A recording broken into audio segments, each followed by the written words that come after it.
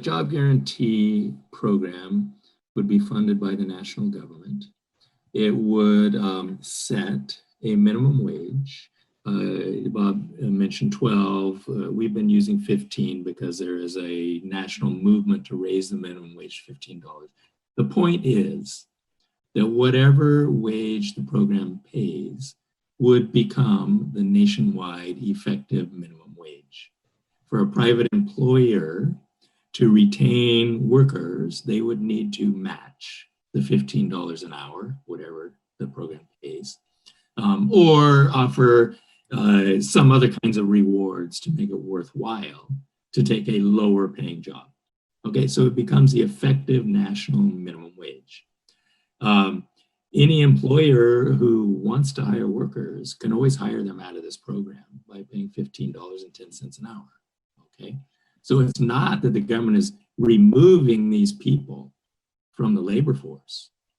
They are always available to be hired by the private sector at the minimum wage. Now, you use the example of $200 an hour, or we could use an example of $1 an hour.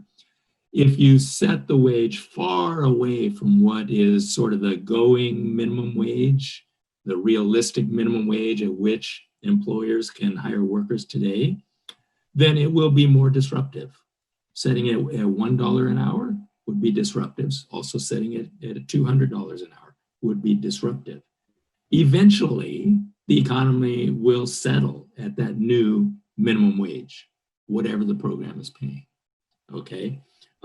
So there's sort of a trade-off between how disruptive do you want to be, $200 an hour, versus what you perceive to be much less disruptive, but at least a living wage. And so that's why we have settled on $15 an hour.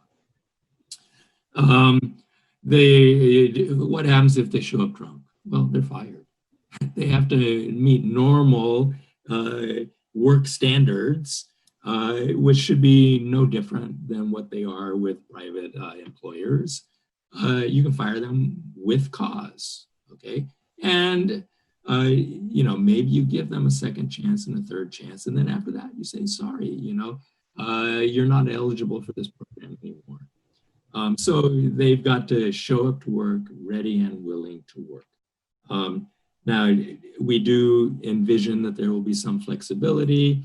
The vast majority of people living with disabilities want jobs. Unfortunately, the majority of them cannot find jobs in the private sector. So we would see a role in the job guarantee program for providing jobs that accommodate people with disabilities and so on, okay? We're not talking about keeping drunks on the job, okay? We want them to do useful things. We want them to do things that are in the public interest. And we have written a lot on this. So anyone who is interested can go to the Levy website. They can see our job guarantee proposal. Stephanie Kelvin was one of the co-authors.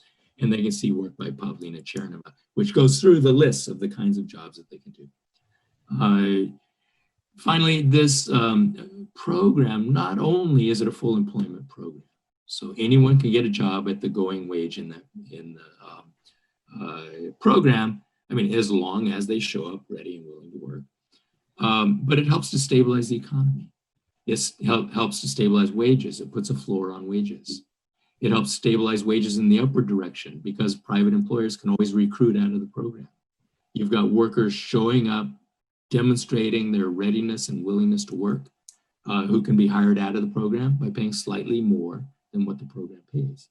It helps to stabilize the economy because as the private sector, let's say, goes into a financial crisis and starts shedding workers, those workers don't become unemployed. They can go into this program and continue to work at the minimum wage.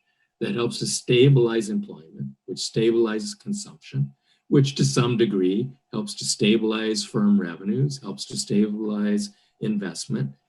So it acts as a countervailing force to keep the economy moving along.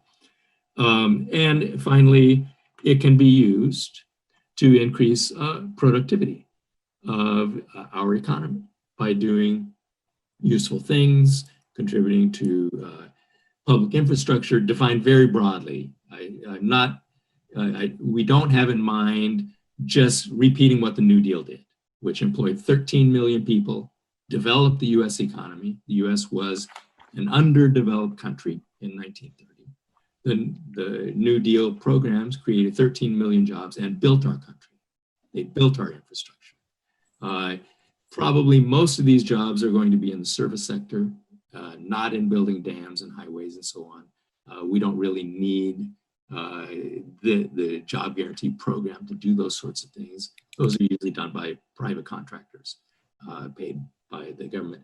But we can increase productivity of our economy by putting people to work in the care sectors.